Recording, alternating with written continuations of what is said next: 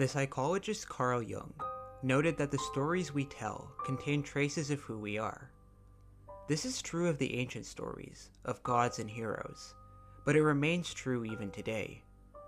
The creation story for the world of the video game Dark Souls demonstrates how even our modern legends retrace many familiar themes, which can be found in humanity's oldest stories.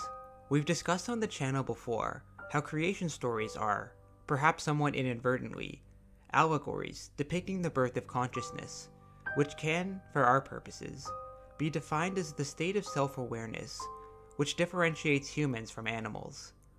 This might be a bit tricky for you to wrap your mind around, but think about it like this.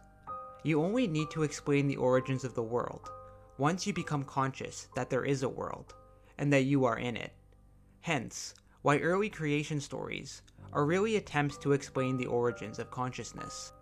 Because of consciousness, we know that we exist, and this knowingness is often symbolized as light, which illuminates the darkness of the unconscious. The period before the coming of consciousness is often represented as the birthplace of self-awareness. In the Cosmology of Dark Souls, this is represented by the Age of Ancients. In the Age of Ancients, the world was unformed, shrouded by fog. A land of grey crags, arch trees, and everlasting dragons.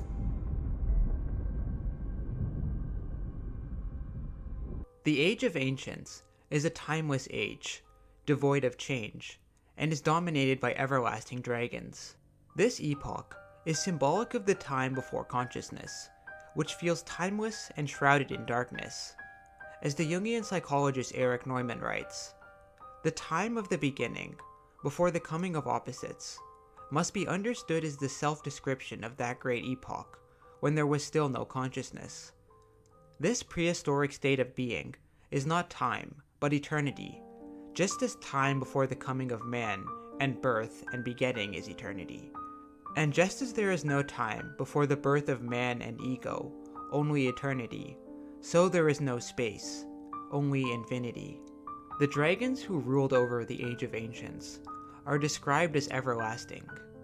This is an ancient symbol, which is depicted as the Ouroboros, the eternal dragon, who perpetually consumes and regenerates itself.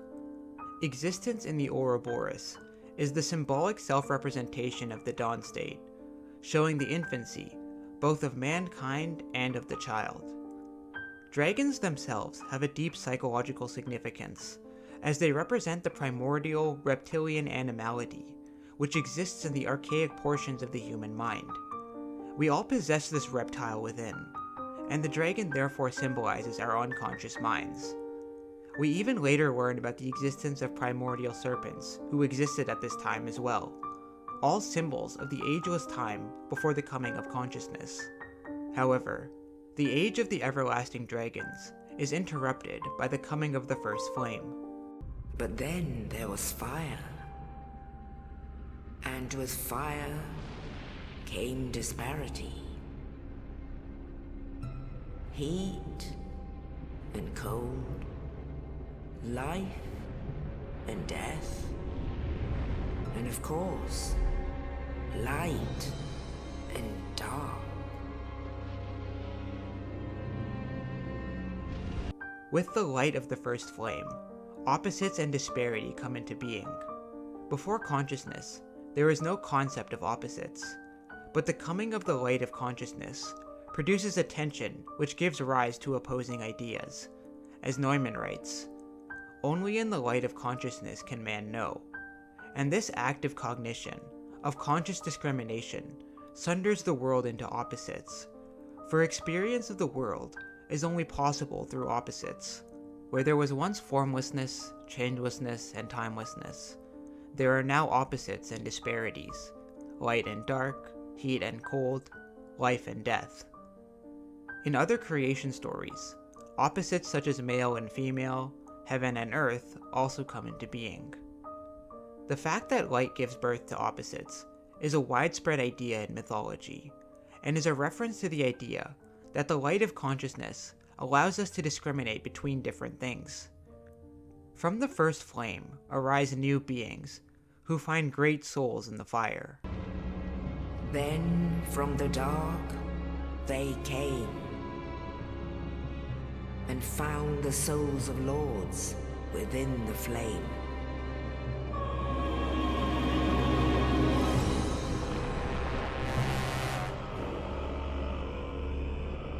Nito, the first of the dead.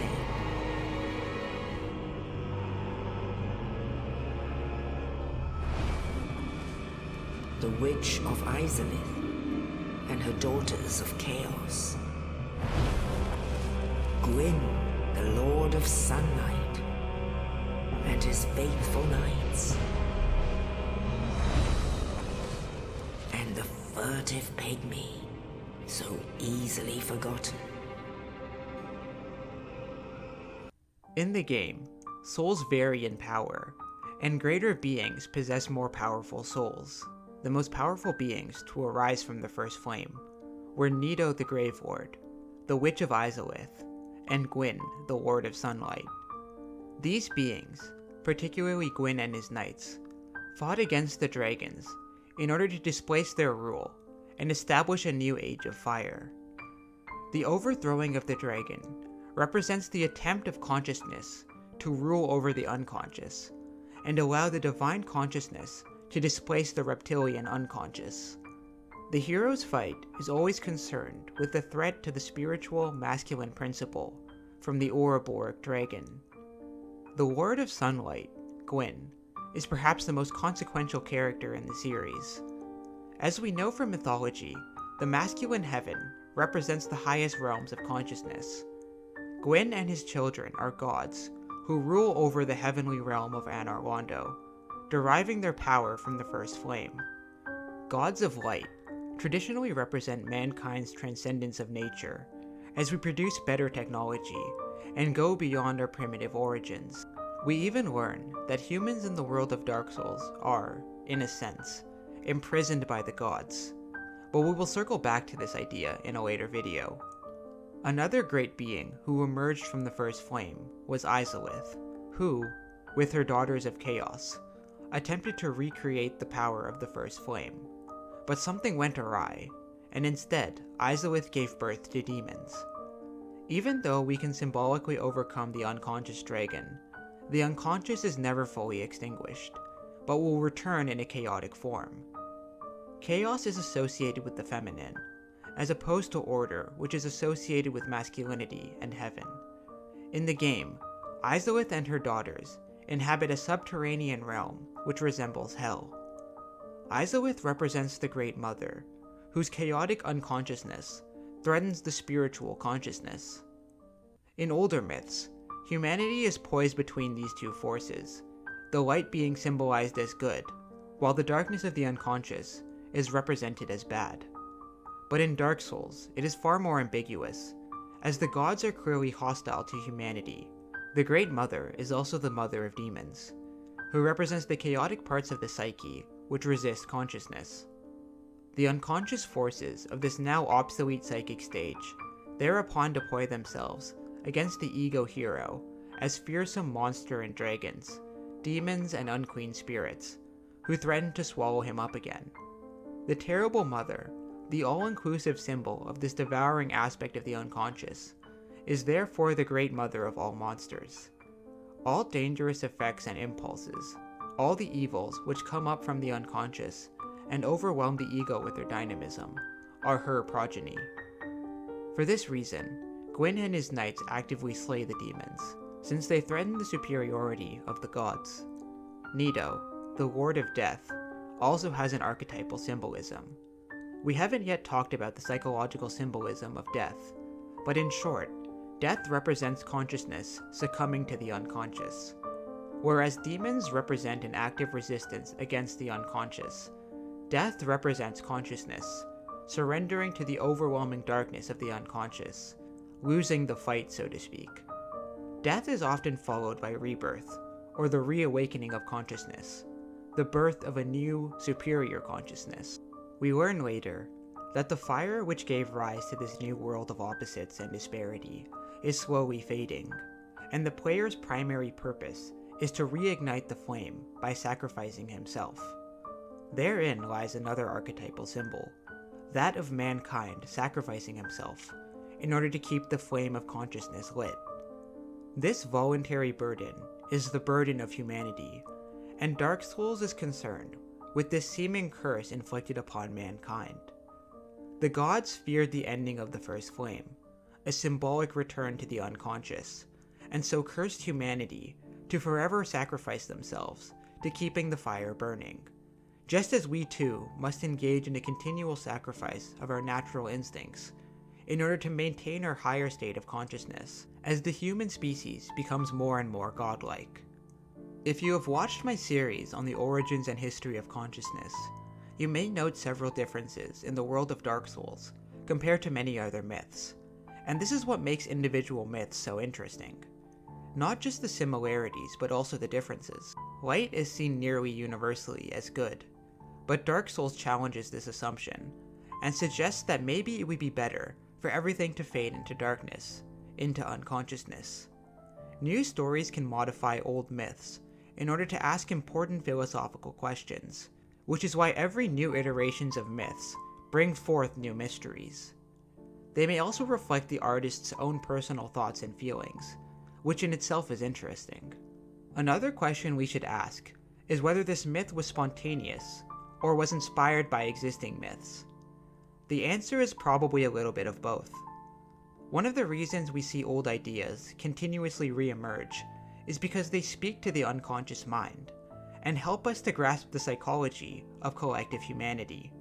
As Jung writes, because of its numinosity, the myth has a direct effect on the unconscious, no matter whether it is understood or not. The cosmology of Dark Souls is a secret allegory about the emergence of consciousness and the struggle to maintain that consciousness. The myth is so compelling precisely because it is so archetypal. It reaches into the deep layers of our minds and connects us with imagery which has its roots in the collective unconscious of humanity. This isn't just true of Dark Souls, but of many other modern stories, which speak to the psyche at an almost spiritual level. This is why I've begun a new series on this channel, which I call Archetypology, which is dedicated to the study of archetypes as they appear in fiction, and revealing what they can tell us about humankind, and even how understanding these themes can benefit you in your own life. I'm also announcing that I finally launched my Patreon page, and so if you're interested in supporting the channel, that would be a great way to do it, and there are several perks available. You will be able to join our Discord server, ask me questions, and suggest future video topics. Through Patreon, I hope to make better and more videos for you beautiful people. So if you have the means, your support will be greatly appreciated. Thanks for watching, and I'll see you on the next one.